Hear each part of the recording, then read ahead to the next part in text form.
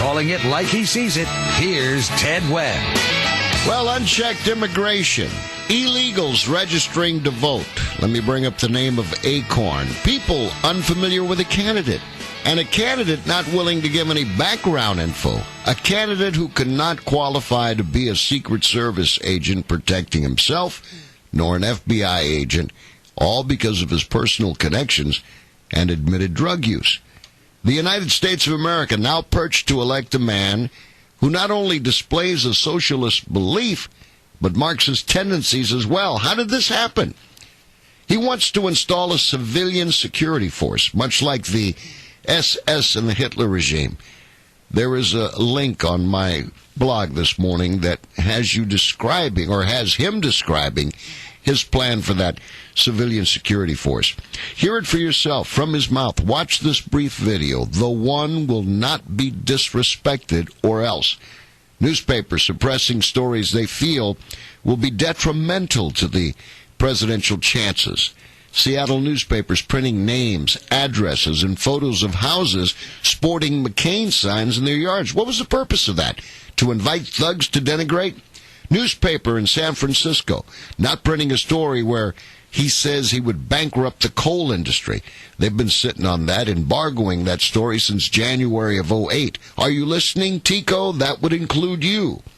A Los Angeles Times DVD featuring the one praising a known terrorist whom he claims he doesn't know very well, but the terrorist's wife babysat his kids and had dinner quite frequently with the Obamas.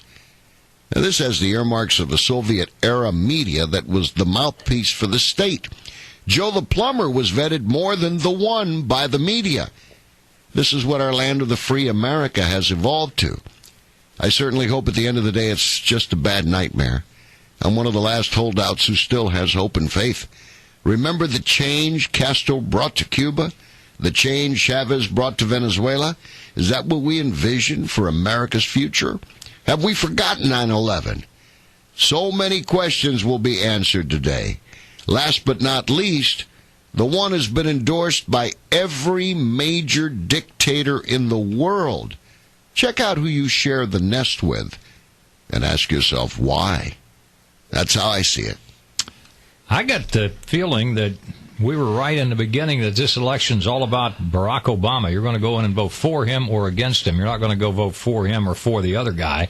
And I get the opinion that you are anti-Barack Obama. I am anti-Barack Obama. I am not pro-John McCain, but I have decided today, after seeing that video of Barack saying he wanted to start up that civilian force that would be as strong, as powerful, and as funded as the U.S. military. That scared the bejesus out of me, and I says, I'm going to go vote for John McCain. Well, that's something that's just should jump out like a nova. I mean, it is just incredible to say I'm going to create a civilian security force and fund it as well as the military. That's $500 billion that he's going to be putting into this fund. What did the Peace Corps cost? About $50 million? Yeah. Or less?